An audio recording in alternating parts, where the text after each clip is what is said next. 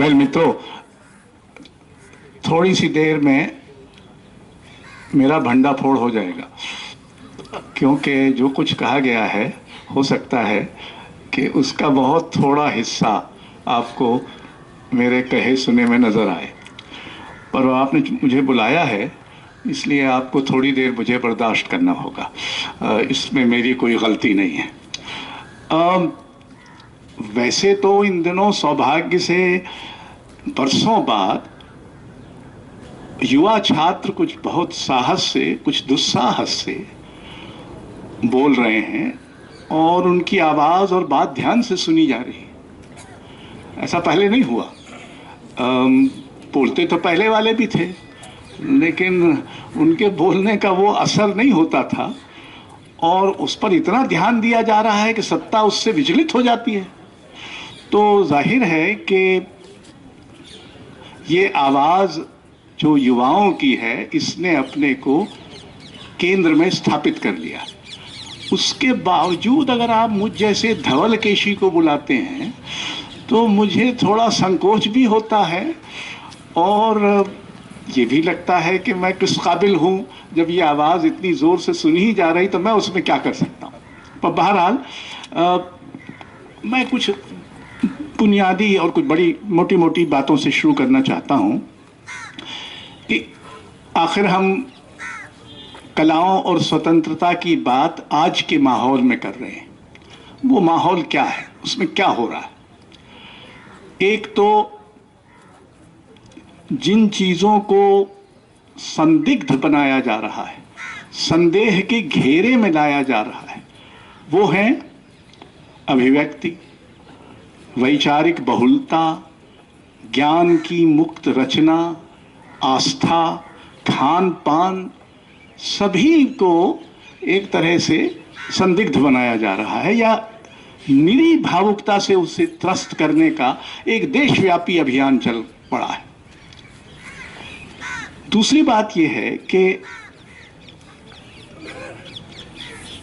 बौद्धिक और आध्यात्मिक दोनों ही दृष्टियों से बहुत ही अधकचरे और बौने लोग इस समय भारतीय परंपरा, भारतीय संस्कृति, भारतीय इतिहास, भारतीय अस्मिता, भारतीय मनीषा आदि की बेहद सकरी, मनमानी, तथ्यों से बेमेल दुर्व्याख्या कर रहे हैं और ये दुर्व्याख्या का अधिकार उन्हें लोकतंत्र देता है। हम सबको व्याख्या करने का भी अधिकार है और व्याख्या के साथ साथ दुर्व्याख्या करने का भी अधिकार है, लेकिन हम में से किसी को अपनी दुर्व्याख्या दूसरे पर थोपने का अधिकार नहीं। जबकि ये पहली बार हो रहा है कि दुर्व्याख्या रहे, बौद्धिक जगत में, सामाजिक जगत में रहे और उसको चुनौती दी जा सकती है, उससे मुठभेड़ की जा सकती है, उसका तर्क संगत प्रत्याख्यान किया जा सकता है। पर ऐसा कभी नहीं हुआ कि दुर्व्याख्या अपने को सारी और व्याख्याओं के ऊपर हावी कर दे कि आपको ये मानना पड़ेगा। और मानना ही नहीं पड़ेगा, उसके लिए आपके, अगर आप ना माने तो आपके साथ शारीरिक सलूक तक हो सकता है। तीसरी बात यह है कि सार्वजनिक जीवन में असहमति, वैचारिक मतभेद, ज्ञान और भारत दोनों की अदम्य और अनिवार्य बहुलता का ऐसा असम्मान पहले कभी नहीं हुआ। मतलब ये ठीक था कि असहमति, पहले मुझे याद आता है, मैं विधानसभा, मैं तो वहाँ शासकीय कर्मचारी था, भारतीय प्रशासनिक सेवा का अधिकारी होने के कारण, तो वहाँ 2 वामपंथी सदस्य होते थे, विधायक, और कांग्रेस का बहुमत होता था। लेकिन जब ये 2 लोगों में से एक भी बोलने खड़ा होता था और वो अक्सर कांग्रेस पर बहुत ही गहरे प्रहार करते थे, तो सारा सदन चुपचाप सुनता था, क्योंकि असहमति का सम्मान करने की आदत थी। अब तो खैर संसद ऐसे चलती है जैसे किसी पिछड़े इलाके के हाई स्कूल का वाद विवाद प्रतियोगिता हो रही हो। मतलब पहले ऐसे लोग थे बोलने वाले कि जो जब बोलते थे तो लगता था कि इसमें कुछ तत्व है, कुछ बल है, कुछ मैंने एक बार डॉक्टर राम मनोहर लोहिया से मेरा परिचय था। मैं सेंट स्टीवेंस में एमए कर रहा था, तो हमारे एक मित्र थे, वो कह रहे कि आज लोहिया जी से मिलने चलते हैं। तो मैं लोहिया जी से मिलने चला गया। तो वहाँ कुछ लोग, दूसरे लोग बैठे हुए थे, उनके नेता वेता। तो उन्होंने कहा अच्छा तुम लोग जाओ, अब बुद्धिजीवी लोग आ गए। तो उन्होंने इतनी रुखाई से उन लोगों को, उनमें से एक जाने में थोड़ा ननुनच कर रहा था, तो उससे कहा कि तुम इन बुद्धिजीवियों लेखकों के साथ बैठ के क्या करोगे, जाओ। तो बेचारा चला गया। हमको बाद में पता चला कि वो राजनारायण नाम का व्यक्ति था जो देश का स्वास्थ्य मंत्री भी हो गया। हाँ, लेकिन लोहिया जी से मैंने पूछा कि आप बार बार नेहरू के बारे में ये कहते हैं कि वो एक उनके जो बाबा थे, वो यानी मोतीलाल नेहरू के पिता, वो किसी सरकारी दफ्तर में चपरासी थे। अब खुदा जाने थे कि नहीं, कि बहरहाल। तो हमने कहा ये कह के आप क्या कहना चाह रहे हैं? ये तो बहुत ही मतलब अभद्र सी बात है कि आप किसी के परिवार की में, आजकल ये सब लोग यही कर रहे हैं। मुझे अब अपने बारे में नहीं कहना चाहिए, मुझे तो विषय पर बोलना चाहिए, लेकिन हम कवि लोग हैं, गप लगाते हैं, कोई हम व्याख्यान तो देते नहीं हैं। वो सब काम तो ये हमारे मित्र लोग जो बैठे हैं सुसंगत ढंग से पैराग्राफ 1 2 3 4 5, हमारा तो ये है कि 2 और 2 4 होना ज़रूरी नहीं है, 6 भी हो सकते हैं। तो बहरहाल कवि होने का अर्थ क्या हुआ अगर वही गणित लगा जो आप सब लगाते हैं। तो बहरहाल तो वो जो क्या कह रहा था मैं, हाँ, तो लोहिया जी ने कहा कि तुमने भी पढ़ा होगा, और मैं एमए का छात्र था, एमए अंग्रेजी का, तो तुमने भी पढ़ा होगा कि मोतीलाल नेहरू के कपड़े पेरिस धुलने जाते थे, और जवाहरलाल के भी।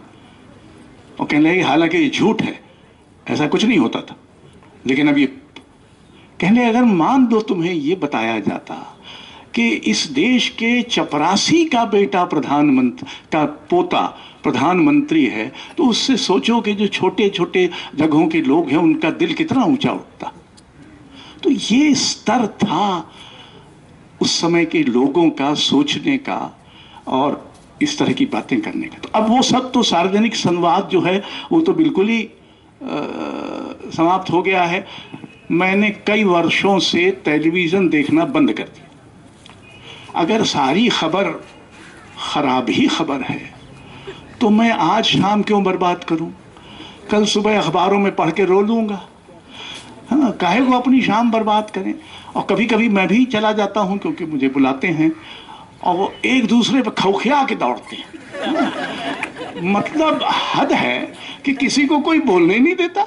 हर एक को लगता है सार्वजनिक संवाद इतना व्यापक और इतना घटिया पहले कभी नहीं हुआ कि आप किसी दूसरे की बात सुनना ही नहीं चाहते। अब ऐसे में जो एक और चीज हो रही है जिसका खमियाजा आप भी भुगत रहे हैं जवाहरलाल नेहरू विश्वविद्यालय में, सार्वजनिक संस्थाओं का अवमूल्यन। और ये कोई सिर्फ शिक्षा की संस्थाओं का नहीं है। नेशनल बुक ट्रस्ट के अध्यक्ष बने एक सज्जन, मैंने उनका नाम ही नहीं सुना था। हालांकि मुझे ये दंभ है कि अगर मैंने ससुरे का नाम नहीं सुना तो कहाँ से आ गया। हाँ, मतलब कोई क्लर्क की नौकरी तो है नहीं कि जिसमें अज्ञात कुलशील भी आ जाए अपनी प्रतिभा के बल से। राष्ट्रीय पुस्तक न्यास एक राष्ट्रीय संस्था है जिसपे सीताकांत महापात्र और युआर अनंत मूर्ति जैसे विख्यात लोग उसके अध्यक्ष रहे हैं। तो पता चला कि वो एक पत्रकार थे, और दुर्भाग्य से वो हमारे मध्य प्रदेश में ही पत्रकार थे। अब मैं मध्य प्रदेश में 17 बरस मैंने भोपाल में गुजारे, और सूचना प्रकाशन जो संचालनालय था उसका मैं मुखिया भी रहा, सचिव भी रहा। मैंने इनका नाम ही नहीं सुना था। और उनकी जो कीर्ति है वो क्या है कि उन्होंने एक संघीय नेता की जीवनी लिखी है, पुस्तक से उनका सिर्फ इतना वास्ता है। तो ये एक अभियान है जिसमें सार्वजनिक संस्थाएं, इनमें से अनेक सार्वजनिक संस्थाएं दूसरे सरकारों के ज़माने में कुछ हिम्मत रखती थी, अपनी स्वायत्तता का इजहार करती थी, अब उनको पालतू बनाने की कोशिश है। और हमेशा ये होता है कि ये बौनों के अभ्युदय का युग है और बौने असंख्य अवतार ले रहे हैं। मतलब उनमें से कौन कब कहां पहुंच जाएगा, क्योंकि इनकी भाई मुश्किल भी है कि इनके पास लोग ही नहीं है, लाएं कहां से। हम लोगों ने जब अपनी अवार्ड वापसी की तो उसके बाद 400 कलाकारों और कलाविदों ने हमारा समर्थन किया, 500 वैज्ञानिकों ने किया, 100, 150, 200 विद्वानों ने किया। हालांकि विद्वान थोड़ा पीछे रहते हैं, खुदा जाने क्यों, उनको शायद धीरज और प्रतीक्षा की आदत रहती है, तो बहरहाल लेकिन कम हुआ तो खैर। लेकिन जो दिलचस्प बात थी वो ये थी कि इस सारे दौरान झगड़ा हमारा हो रहा था साहित्य अकादमी से। साहित्य अकादमी से किसी ने कहा नहीं था कि आप ऐसी वफादारी दिखाएं जैसी उन्होंने दिखाई, लेकिन वो अंग्रेजी में जो मुहावरा है more loyal than the king, कि राजा कहता नहीं है लेकिन जो वो हैं। और हमारे यहाँ तो ये कहा गया कि हम लोग मैन्युफैक्चर्ड पॉलिटिक्स है, तो जिस दिन कहा गया उसी दिन राष्ट्रपति ने कहा कि असहिष्णुता फैल रही है, उसी दिन रिजर्व बैंक के गवर्नर ने भी कहा कि असहिष्णुता होगी तो विकास नहीं होगा, उसी दिन नारायण मूर्ति नाम के जो प्रमुख उद्योगपति हैं उन्होंने भी कहा कि असहिष्णुता है। तो ये सब मैन्युफैक्चर्ड पॉलिटिक्स थी उनके हिसाब से। तो बहरहाल तो ये जो एक माहौल बना है जिसमें एक तरह से सिविल समाज को ध्वस्त किया जा रहा है। अब ऐसी हालत हो रही है कि हम एक दूसरे पर चौकीदारी करेंगे, चौकसी करेंगे। तूने फलाने की जय बोली कि नहीं बोली, तूने ये नारा लगाया कि नहीं लगाया। जो सत्ता छोटे मोटे नारों से, या जो राष्ट्र छोटे मोटे नारों से बहुत हिलने लगे, उस राष्ट्र को अपनी देह की भी और दिमाग दोनों की कुछ चिकित्सा फौरन करानी चाहिए। क्योंकि ऐसा तो नहीं हो सकता कि एक नारे से आप इतना विचलित हो जाएं कि पूरी सत्ता को झोंक दें उसके विरुद्ध। पर बहरहाल चूंकि आप करना क्या चाहते हैं, आप चाहते ये हैं कि ये जो उभरता हुआ लोकतांत्रिक समाज है, ये एक ऐसे समाज में देर सबेर बदल जाए जिसमें ना तो जिज्ञासा बचे, न प्रश्नवाचकता बचे, न असहमति बचे, सभी एक दूसरे की थैली के चट्टे बट्टे हो जाए। तो ये जो अभियान है इस समय, तो अब आप पूछेंगे कि ये तो आपने ठीक है किस्सा बता दिया, ये तो हमको पता ही है, पर बहरहाल इसमें साहित्य और कलाएं क्या कर सकती हैं या क्या करती हैं। एक तो कलाओं से मेरा मतलब सिर्फ कलाएं नहीं है, उसमें साहित्य भी शामिल है, कि कलाओं के बीच आखिर क्या और स्वतंत्रता के बीच क्या संबंध हो सकता है, क्या संबंध रहा है। एक तो ये कि कलाएं जन्म ही स्वतंत्रता में लेती हैं और स्वतंत्रता को ही पोसती बढ़ाती हैं, और कई बार अपनी स्वतंत्रता, वो राजनैतिक स्वतंत्रता न रहने पर भी, हमारा जो स्वतंत्रता संग्राम था उस दौरान हम तो गुलाम थे, लेकिन कौन कह सकता है कि रविन्द्रनाथ ठाकुर या इकबाल या वल्ला तोल या प्रेमचंद या निराला या अज्ञे, ऐसे जो बड़े बड़े साहित्यकार थे, वो गुलाम जहनियत के साहित्यकार नहीं थे, वो स्वतंत्र चेता साहित्यकार थे। हमने इस पर ध्यान नहीं दिया है कि असल में तो हमें राजनीतिक स्वतंत्रता बहुत बाद में मिली है। मैंने जब ये कितने 60-70 बरस कुछ भी होते रहते हैं ना स्वतंत्रता के, तो कुछ ना कुछ अखबार वाले मांगते हैं, तो मैंने एक निबंध लिखा था, फ्री बिफोर फ्रीडम, कि ऐसी हालत भी होती है कि हम राजनीतिक स्वतंत्रता पाने के पहले सांस्कृतिक रूप से, बौद्धिक रूप से, साहित्यिक रूप से स्वतंत्र अनुभव करते। ये सब ऐसे लोग थे जिन्होंने ऐसी स्वतंत्रता अर्जित की। अब दूसरा ये है कि राजनीतिक स्वतंत्रता अपने आप में अभीष्ट है, पर वो काफी नहीं है। इसीलिए हमारे संविधान ने सिर्फ स्वतंत्रता की बात नहीं की है, उसने समता की भी बात की है, उसने न्याय की भी बात की है। और मसलन जब ये निर्भय कांड हुआ था और बहुत बड़ा प्रदर्शन हुआ था, जिसमें निश्चय ही आप में से बहुत सारे लोग शामिल रहे होंगे, उस समय मैंने ये सवाल उठाया था कि बुनियादी सवाल ये है कि क्या हम स्त्री पुरुष की समता को मानने को तैयार समाज हैं? क्योंकि हमारे संविधान ने तो ये प्रावधान किया है, लेकिन सामाजिक जो ढांचा है और सबसे बड़ा हमारे जो धर्म है, इस समय धर्म लोकतंत्र से पिछड़ते हुए धर्म है।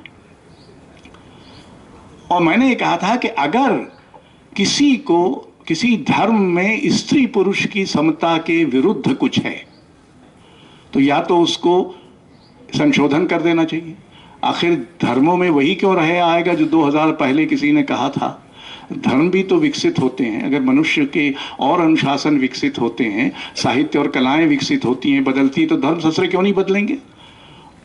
और धर्म बदलते रहे हैं, ये भी दूसरी तरफ ये भी सही है। अगर आपके आध्यात्म में, आपके किसी ग्रंथ में, आपके किसी आचार विचार में इस समता के विरुद्ध कुछ है, तो उससे आपको अलग कर लेना चाहिए, क्योंकि आप निरे धर्म नहीं हैं, आप लोकतंत्र में धर्म हैं। और लोकतंत्र में कुछ बुनियादी मूल्य हैं जिनका आपको पालन करना होगा। बहरहाल, अब अगर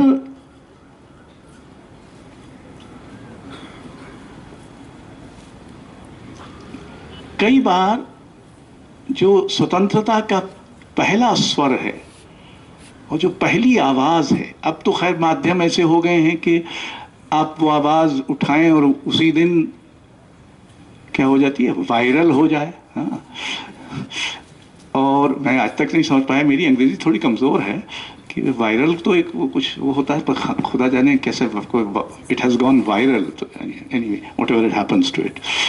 तो अब तो ये है, लेकिन एक जमाना ऐसा था जब ये तो संभव नहीं था कि आप, तो पहली आवाजें स्वतंत्रता की साहित्य और कलाओं में उठी थी। साहित्य और कलाओं में ही, और ये कोई भारत के बारे में सही नहीं है, ये अनेक देशों और समाजों के बारे में सही है। यही नहीं कि वहां स्वतंत्रता की आवाजें पहले उठी थी, बल्कि ये कि स्वतंत्रता की चौकसी करने का काम भी और उसको बढ़ाने पोसने का काम भी साहित्य और कलाओं ने किया था। ऐसे समाज रहे हैं, मसलन और जगह भी रहे हैं, जहां तानाशाही, जहां बहुत सारी बंदिशें हैं कि आप ये नहीं कर सकते, आप वो नहीं कर सकते। उन तानाशाहियों के चलते साहित्य और कलाओं ने अपनी स्वतंत्रता का इजहार करने का कि कई तरीके खोजे, पाए। कुछ अंतः सलिल थे, कुछ स्पष्ट थे, कुछ भूमिस्थ थे, कुछ दबे छुपे होते थे, पर होते थे। और अंततः उनमें से कई समाजों में उन्हीं कवियों, लेखकों को बड़ा माना गया जिन्होंने तानाशाही के जमाने में प्रतिरोध करने की और स्वतंत्रता को बचाए रखने की दुस्साहसिकता की थी। अब ये आप कह सकते हैं कि भारत में भी देखिए, हमारे दो वामपंथी, ज्यादातर वामपंथी संस्थाएं थी, एक इप्टा और एक प्रोग्रेसिव आर्टिस्ट ग्रुप और प्रोग्रेसिव राइटर्स यूनियन। ये सब स्वतंत्रता के पहले बने थे और ये सब इन्होंने सब ने स्वतंत्रता की जो बुनियादी शर्त है एक समाज के लिए, उस पर आग्रह किया था। इप्टा ने भी किया था, और इसमें बहुत सारी कलाओं के लोग शामिल थे। प्रोग्रेसिव आर्टिस्ट ग्रुप था जिसमें हुसैन, सूजा, रजा इत्यादि सब थे। उन्होंने भी ये इसी अपनी स्वतंत्रता का इजहार किया था। और कई बार हम इसको भूल जाते हैं कि हम शास्त्रीय कलाओं को, मसलन शास्त्रीय नृत्य और शास्त्रीय संगीत को कुछ इस तरह से देखते हैं कि ये बड़े पिछड़े हुए से हैं और इनमें कोई राजनीतिक चेतना इत्यादि की तलाश करना बेकार है। अगर आप ध्यान दें कि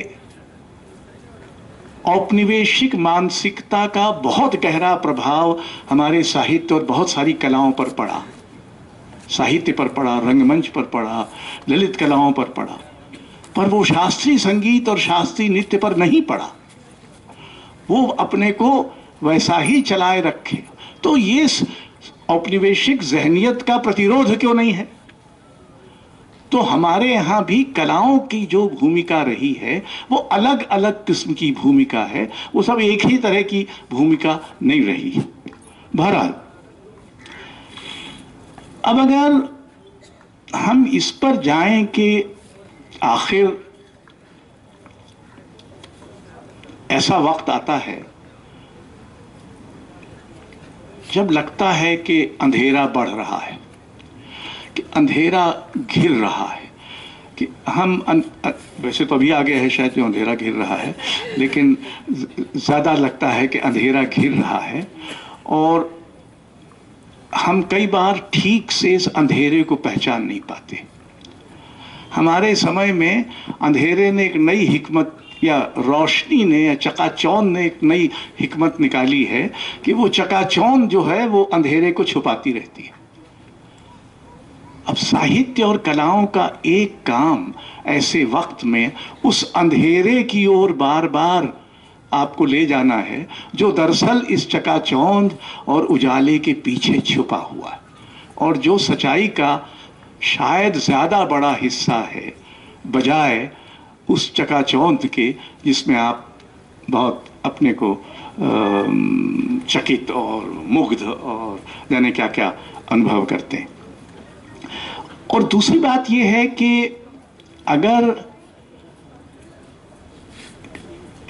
मैं कई बार ये कहता रहा हूं कि साहित्य और कलाएं मनुष्य का स्थायी लोकतंत्र है, और इसका राजनीतिक लोकतंत्र से होने न होने से कोई संबंध नहीं, क्योंकि साहित्य और कलाओं में इस बात का बहुत विचार अब नहीं होता या होता आया है कि आप इस धर्म के हैं कि उस धर्म के हैं, कि आप इस लिंग के हैं कि उस लिंग के हैं, कि इस क्षेत्र के हैं कि उस क्षेत्र के हैं।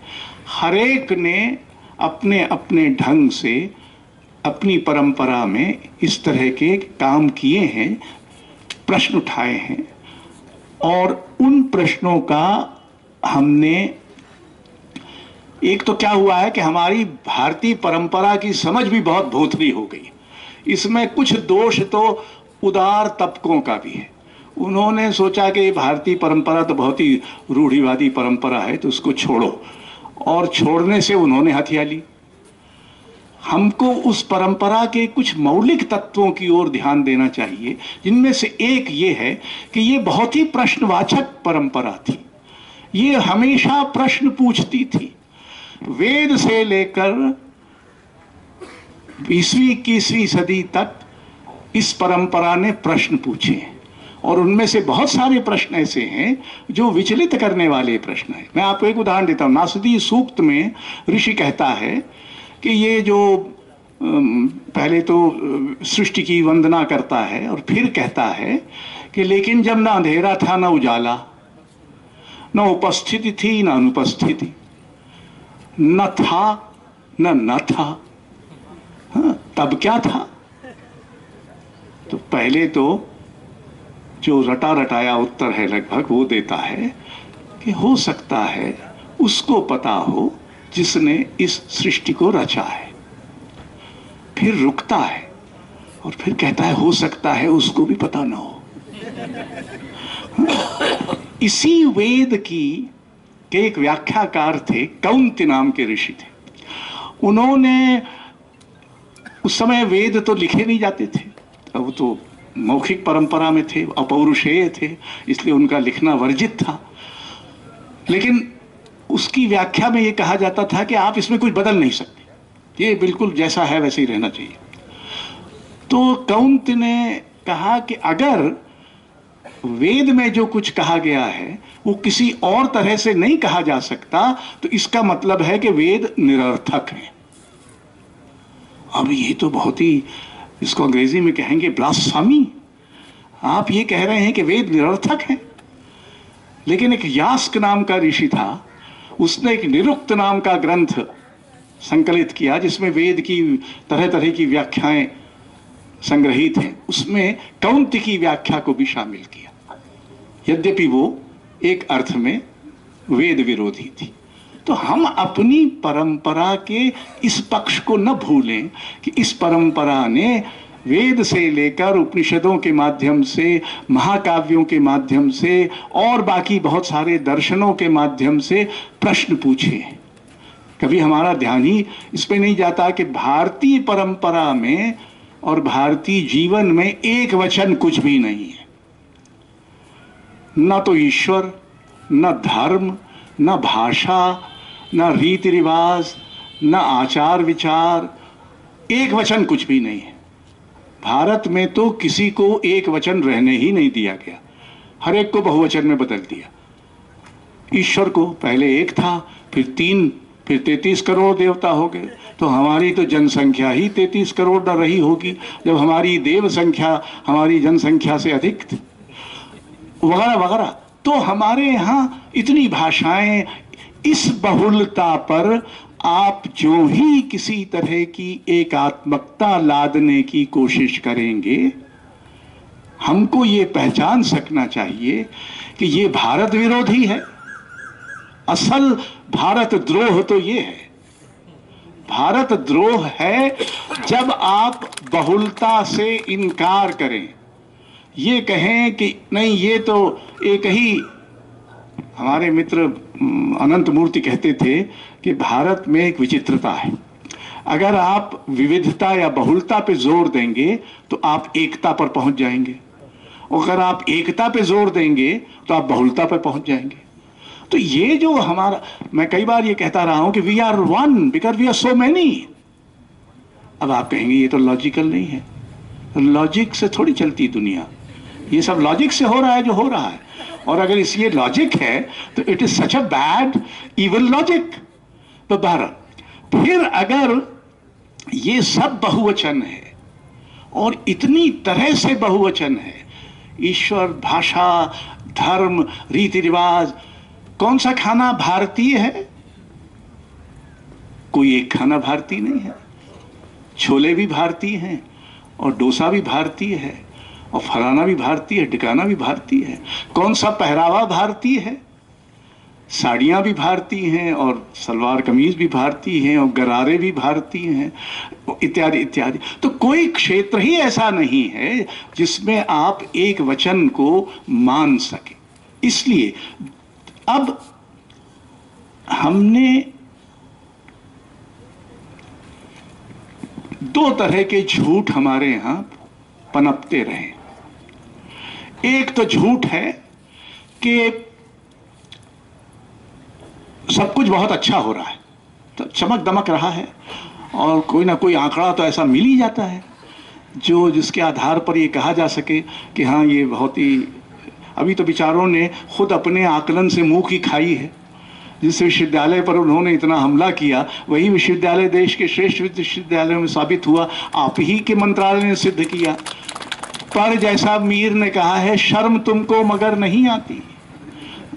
सरकारों को कुछ तो बेशर्मी से काम लेना पड़ता है, जैसा कि किसी भी आधिकारिक प्रक्रिया में थोड़ी बेशर्मी आवश्यक है। साहित्यकार होने के लिए भी बेशर्मी आवश्यक है, और विद्वान होने के लिए भी बेशर्मी थोड़ी ज़रूरी है, और छात्र होने के लिए भी थोड़ी बेशर्मी ज़रूरी है। लेकिन उससे ज़्यादा ज़रूरी है सच्चाई की पहचान और उस समय उस सच को कहना, जब उस सच को कहना जोखिम में डालना हो। और किससे सच कहना? हमको सच, मैं साहित्यकारों और कलाकारों के बारे में ये कहता रहा हूं कि हम लोग अधसचिए हैं।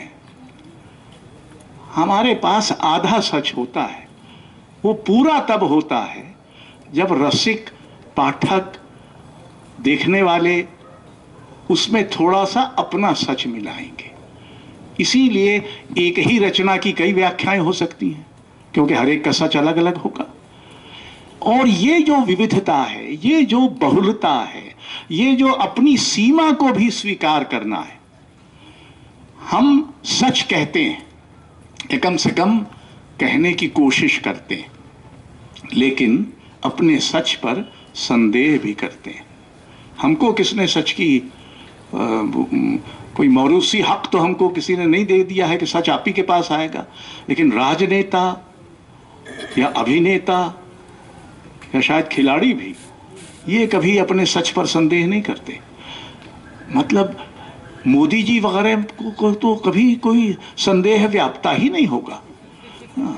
उनकी तो इससे अधिक सार्वजनिक व्यक्ति कभी हुआ ही नहीं हमारे इतिहास में, जिसकी कोई आंतरिक जीवन ही नहीं नजर आता। सारा कुछ जाहिर है, आपके सामने है या आपके सामने बन रहा है, अक्सर बिगड़ रहा है, जो भी हो रहा है। तो ये जो स्थिति बनती है, उसमें झूठ बोलना और लगातार झूठ बोलना लगभग एक आदत बन जाता है, और उसमें सच अल्पसंख्यक होता जाता है, क्योंकि सब लोग झूठ बोल रहे हैं। ऐसा कौन है इस समय झूठ नहीं बोल रहा? आप मेरे व्याख्यान के बाद ये भी कह सकते हैं कि आप भी वही कर रहे थे। हाँ, लेकिन मेरे व्याख्यान के बाद कहिएगा, पहले ना कहिए। तो अभी तक मेरा मनोबल गिरा नहीं, थोड़ा तो बना रहे। झूठ बोलने की आदत अगर इतनी बढ़ जाएगी कि हर व्यक्ति कहता है ये तो प्रेस ने, ये मीडिया ने, ये फलाने ने मिस रिपोर्ट किया है। जब आप अपने किसी वक्तव्य या कथन के कारण मुश्किल में फंसते हैं तो इसका दोष आप मीडिया को देते हैं। पर हमारा मीडिया भी अद्भुत है। हम लोगों ने जब ये पुरस्कार वापसी करके अपना विरोध प्रकट किया तो उन्होंने इसके पीछे कुछ राजनीति खोजने की कोशिश की। एक मंत्री ने तो कहा ही कि मैन्युफैक्चर्ड पॉलिटिक्स है, किसी और ने कहा कि इसके पीछे कांग्रेस पार्टी है, जाने कौन पार्टी है, जो भी है, वामपंथी लोग हैं। अब राजनेता हर चीज में राजनीति खोजें, ये तो सही है और ठीक ही है, स्वाभाविक है। लेकिन मीडिया हर चीज में राजनीति खोजे, वो मानने को तैयार नहीं है कि लेखक कलाकारों की अपनी राजनीति भी हो सकती है। किसी ने कहा कि आप लोग राजनीति कर रहे हैं। हमने कहा राजनीति हर क्षेत्र में घुस रही है, वो धर्म में घुस रही है, खान पान में घुस रही है, पहरावे में घुस रही है, शिक्षा संस्थाओं में घुस रही है। तो हम थोड़ी घुसपैठ नहीं कर सकते राजनीति में, हमको भी उतना ही हक है। और हम घुसपैठ किस के लिए कर रहे हैं? कोई अपने लिए तो नहीं कर रहे हैं। फिर कहा गया कि ये तो 15-15 लाख रुपए उनको दिए गए। तो हमने पूछा अपने बैंक वाले से कि क्या हमारे खाते में 15 लाख रुपए एक दिन गुपचुप जमा कर दिए गए? उस लोकतंत्र की निंदा होनी चाहिए जिस लोकतंत्र में पढ़े लिखे लोगों की बात सुनने की ताब न बचे। भीष्म पितामह शरशैया पर लेटे थे और दुर्योधन और युधिष्ठिर दोनों गए उनसे पूछने के राजधर्म क्या है। तो भीष्म पितामह ने 2 बातें कही। एक कहा कि राजा का ये कर्तव्य है कि वो अपने राज्य में रहने वाले बुद्धिमान व्यक्तियों का आदर करे, पहला कर्तव्य ये। दूसरा ये है कि लोभियों और मूर्खों को राजकाज में शामिल न करे। ये मैं नहीं कह रहा हूं, भीष्म पितामह ने कहा है, महाभारत में कहा है। फिर तुलसीदास ने राम से कहलवाया है रामचरितमानस में वो नागरिकों को संबोधित करते हैं। अयोध्या में वो लौट आए हैं, लंका विजय हो चुकी है, उनका राज्य स्थापित हो गया, अब वो नागरिकों को संबोधित करते हैं और कहते हैं कि अगर मेरे भाइयों तुमको लगे कि मैं अनीति कर रहा हूं तो मुझे बिना डर के बरजना। ये राम कह रहे हैं, तुलसीदास के राम कह रहे हैं। तो हम अपनी परंपरा से ऐसे बहुत सारे तत्व खोज सकते हैं जो हमारे प्रतिरोध के काम आते हैं, और हमने दुर्भाग्य से वो करना बंद कर रखा है, क्योंकि हमने परंपरा इत्यादि को उनके मत्थे सौंप रखा है जिनको परंपरा की अख समझ नहीं है। पर बहरहाल साहित्य और कलाओं का एक काम इस परंपरा का आपके लिए पुनराविष्कार करना है। वो पुनराविष्कार तरह तरह से होता है, उसके कई तरीके होंगे, कई उसके रूप होंगे। बड़ा दिलचस्प है कि जब हम लोगों ने ये विरोध प्रकट किया, प्रतिरोध इत्यादि किया, तो हमारे विरोध में भारत का कोई बड़ा लेखक नहीं आया। छोट भैया आए जिन्होंने कहा कि जूते मारो सालों को। ये नारे थे जो माननीय अनुपम खेर के नेतृत्व में गए जुलूस में लगाए गए। तो ऐसे तो ठीक है, आप गाली दे दें, वो अलग बात है। हमारे अध्यापक होते थे, वो कहते थे the argument must be answered by argument, as for kicking is concern even a she ass can kick. तो बहरहाल, लेकिन ये जो स्थिति बनती है इसमें कई बार लगता है कि आखिर उम्मीद कहां है, हम बचेंगे कैसे इस सब से? तो बचेंगे हम 3-4 चीजों से। एक तो हम अपनी परंपरा को खंगालें, उसको इन पर न छोड़ें, इनसे सार्वजनिक शास्त्रार्थ के लिए हम तैयार रहें कि आइए हम आपको ये बताते हैं, आप बताइए इसके विरुद्ध कहां ये कहा गया है। एक, क्योंकि हमारे यहां बड़े से बड़े विचार को तब तक सार्वजनिक मान्यता नहीं मिलती थी जब तक एक खुले शास्त्रार्थ में उसने अपने को सिद्ध न कर दिया हो। शंकराचार्य को ये करना पड़ा, औरों को ये करना पड़ा। तो ये जो खुला शास्त्र, किस समाज में शास्त्रार्थ की उतनी बड़ी परंपरा थी जितनी भारतीय समाज में थी। एक दूसरी बात यह है कि फिर भी उम्मीद कहां होगी? अव्वल तो सबसे अधिक वो हमारी हिम्मत में होगी, हिम्मत और जोखिम में होगी, क्योंकि उम्मीद के लिए अब कोई दूसरा घर नहीं बचा।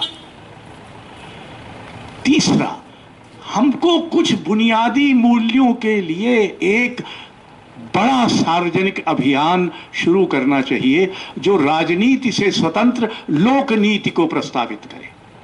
हम ये कहें मसलन कि स्वतंत्रता, समता और न्याय, ये जो 3 बुनियादी मूल्य हैं, ये साहित्य कलाओं के भी मूल्य हैं, ये हमारे संविधान के भी मूल्य हैं, ये हमारी परंपरा से भी इनको हम सत्यापित कर सकते हैं। इन मूल्यों से आधार पर हम सबको जांचेंगे, अपने को भी और उनको भी, कि क्या वो हमारी स्वतंत्रता बढ़ाते हैं, क्या वो हमारी परिस्थिति में समता आगे ले जाते हैं, क्या वो हमको न्याय दिलवाने की कोशिश, कुछ मच्छर अंदर भी घुस जाते हैं, क्या किया जाए। जैसे उम्मीद को जगह नहीं मिलती वैसे मच्छर को भी नहीं मिलती, क्या। तो ये जो ढांचा बन गया है, और मुझे तो अब ये लगता है, और मैं खुलेआम स्वीकार करने को तैयार हूं, कि मैं भारतीय युवाओं से पिछले कई वर्षों से बहुत निराश रहा हूं। मुझे लगता था कि ये बहुत ही अनुकरण करता हो चुके हैं, ये सब नकल करते रहते हैं, चिकने चुपड़े भले हों, इनमें कोई हिम्मत और कोई विकल्प की संभावना नहीं बची है। साहित्य और कलाओं का जो बुनियादी मूल्य है वो है विकल्प की संभावना। जो दी हुई दुनिया है उससे अलग कोई दुनिया संभव है, ये सोचने का मादा, ये सोचने की शक्ति साहित्य और कलाएं ही देती है। योसा, जिसको नोबेल पुरस्कार मिला, उसने अपने नोबेल भाषण में कहा कि जो लोग कहते हैं कि ये दुनिया जैसी दी गई है वैसी ही ठीक है, वो झूठ बोल रहे हैं। दुनिया खराब बनाई गई है और इससे बेहतर और इससे अलग बनाई जा सकती थी और अलग और बेहतर बनाई जा सकती है।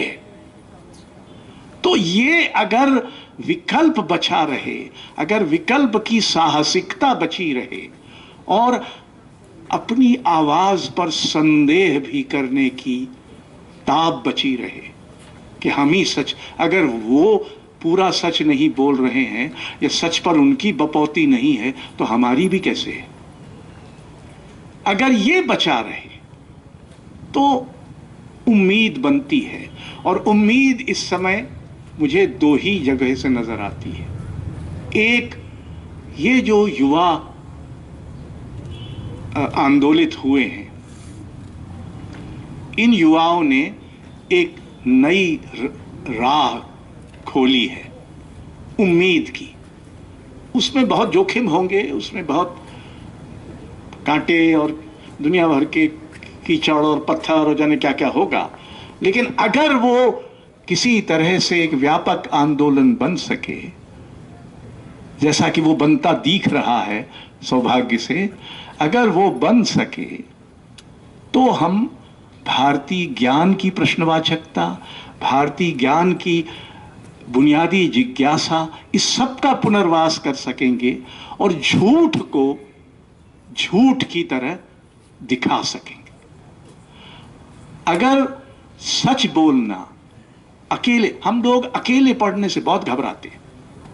हर एक को भजन कीर्तन मंडली चाहिए, क्योंकि जब तक 10, 15, 20, 25 लोग साथ ना हो तो आप काय के। और दुनिया मित्रों दो ही तरह के लोगों ने बदली है। एक उन्होंने जिन्होंने एक ऐसा सपना देखा था जो कभी सच होने के नजदीक था ही नहीं, लेकिन उस सपने से उन्होंने अपने को दूर नहीं किया। और दूसरा, वो लोग जो अकेले पढ़ने से घबराए नहीं। मैं दो नाम लूंगा, ऐसे बहुत सारे नाम लिए जा सकते हैं। मार्क्स, उसने एक ऐसा सपना देखा, उसकी क्या दुर्गति हुई अलग जाने दीजिए, पर उसने सपना देखने की ताब थी। एक इस दुनिया से बेहतर एक शोषण मुक्त दुनिया बनाने का सपना एक महान सपना है। वो अकेला था, उसका एक ही दोस्त था, वो एंजल, बस उसकी कोई भजन कीर्तन मंडली नहीं थी। और दूसरा महात्मा गांधी। गांधी जब स्वतंत्रता का जश्न मनाया जा रहा था दिल्ली में, तब गांधी दिल्ली में नहीं थे। मेरे मित्र पूर्णानंद जरूर बताया होगा उनके अंतिम दिनों में गांधी क्या कर रहे थे। वो अकेले पढ़ने से घबराते नहीं थे। हमको जन आंदोलन तो चाहिए, लेकिन अकेले पढ़ने की हिम्मत भी चाहिए। हम अकेले पढ़ेंगे। और साहित्य कलाओं का एक बुनियादी सबक ये है कि तुम अपनी स्वतंत्रता बचा सकते हो अगर तुम जो करते हो वो तुम्हारे अलावा दूसरों के भी काम का हो। एक बात। दूसरी बात, अगर दूसरे तुम्हारे साथ नहीं हैं लेकिन तुम्हें अपने सच पर भरोसा है तो अकेले चलने से घबराओ मत। देर सबेर, हालांकि इस समय ये कहना बहुत कठिन है क्योंकि झूठ इस कदर जीतता है और इतना व्यापक है कि ये कहना कि सच जीत जाएगा, लेकिन हमको ये उम्मीद नहीं छोड़नी चाहिए। और साहित्य और कलाओं का एक बुनियादी सबक भी ये है कि आदमी को ही मैसर नहीं इंसान होना, ये कहा था गालिब ने। लेकिन गालिब की सारी शायरी जो है वो इस बात का प्रमाण है कि हम कठिन से कठिन और विरोधी सी विरोधी और प्रतिकूल से प्रतिकूल परिस्थिति में भी आदमी बने रह सकते हैं, मनुष्य बने रह सकते हैं। और मनुष्य होने का अर्थ क्या है? मनुष्य होने का अर्थ हम पा नहीं सकते जब तक हम दूसरों का एहतराम न करें, जब तक हम ये न माने कि हम हैं क्योंकि दूसरे हैं। आप अपनी जिंदगी में देखिए कितना थोड़ा सा है जो आप खुद कर सकते हैं, कितना ज्यादा है जो दूसरों के किए आपको मिलता है। तो ये जो दूसरे हैं, दुनिया की समस्या क्या है कि दूसरों का क्या करें। तो ऐसे लोग हैं जो कहते हैं दूसरों को नष्ट कर दो, उनको हटा दो, उनको पाकिस्तान भेज दो, उनको फलाने खाई में डुबा दो। ये साहित्य और कलाएं इसका प्रतिरोध करने वाली कलाएं हैं। वो आपको ये बताती हैं कि दूसरे हैं और दूसरों को भी सच कहने और देखने का अधिकार है। आखिर समझ करनी चाहिए। आप मुझे बताएं कब खत्म करना है।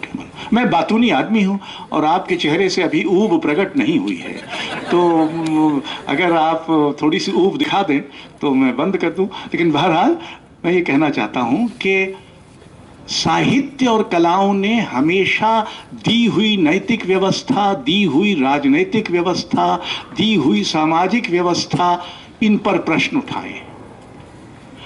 ये प्रश्नवाचकता साहित्य और कलाओं को हमारे काम का बनाती है। सही प्रश्न पूछना भी जरूरी है। सिर्फ ये प्रश्न, और वो बड़े प्रश्न है, ऐसा छोटे मोटे प्रश्न नहीं है। हमारी दुनिया में इस समय जो हिंसा है, जो आक्रामकता है, एक दूसरे से लोग इतनी, दिल्ली में कुछ ज्यादा ही है और जगह तो थोड़ी कम है, दूसरी जगह लोग इतने अभद्र नहीं हैं जितने दिल्ली में हैं, लेकिन है, राजनीति है, राजधानी है, तो इनको अभद्रता का भी एक मतलब परम अधिकार मिला हुआ है। नियम उल्लंघन करने का जितना उत्साह दिल्ली में है कि कोई रोशनी हमको रोक नहीं सकती, और खासकर दोपहियों को तो बिल्कुल ही नहीं रोक सकती। तो बहरहाल ये इस सब के बरक्स साहित्य और कलाएं आपको सिर्फ ये आश्वासन दे सकती हैं कि सच बचा रह सकता है। दूसरा कि उम्मीद भी बची रह सकती है अगर आप सपने देखना बंद न करें। और तीसरा ये कि ये दुनिया एकमात्र दुनिया नहीं है, एकमात्र संभव दुनिया नहीं है, दूसरी दुनिया संभव है। और चौथा ये कि हमको अपने पर अपना आत्मालोचन भी उतने ही तीखेपन से कर सकना चाहिए जितनी आलोचना हम दूसरों की मुखर ढंग से करते हैं। और पांचवा ये कि हमें ये हुनर आना चाहिए कि कब बोलना ज़रूरी है और कब चुप रहना ज़रूरी है। चुप्पी भी चीख हो सकती है और चीख भी चुप्पी में बदल सकती है। तो ये ऐसे सबक हैं जो साहित्य और कलाएं आपको दिखाते हैं। जीवन हमको देखिए एक ही मिला है, इसी में ससरा आंदोलन करना है, इसी में JNU में MPhil का वो भी जो भी करना होता वो करना है, और PhD के विद्वान निर्देशक की रुचियों का ख्याल रखना है, वगैरह वगैरह। ये सब हमको इसी जीवन में करना है। और इसी जीवन में एक हत्यारी सत्ता और एक आक्रामक धार्मिकता और एक छद्म अध्यात्म, एक आया आध्यात्मिक गुरु, उसने ससरे ने यमुना के कछार पर एक बड़ा भारी उत्सव कर दिया और उसके जो विज्ञापन छपे उसमें उसकी तस्वीर थी। मैंने 1000 से अधिक आयोजन किए हैं और आयोजक के रूप में मैं अपनी तस्वीर छापूं, ऐसी अश्लीलता मैंने कभी नहीं की।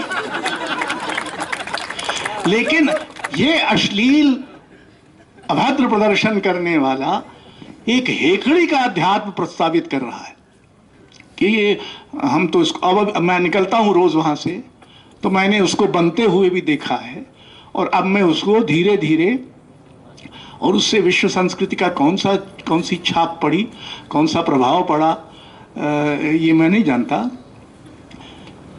ये सब जो छद्म हमारे समय में है, इन सब छद्मों से पार देख सकने की दृष्टि अब सबसे अधिक युवाओं में ही हो सकती है, क्योंकि उनके पास अभी भी थोड़ी ताजगी बाकी है।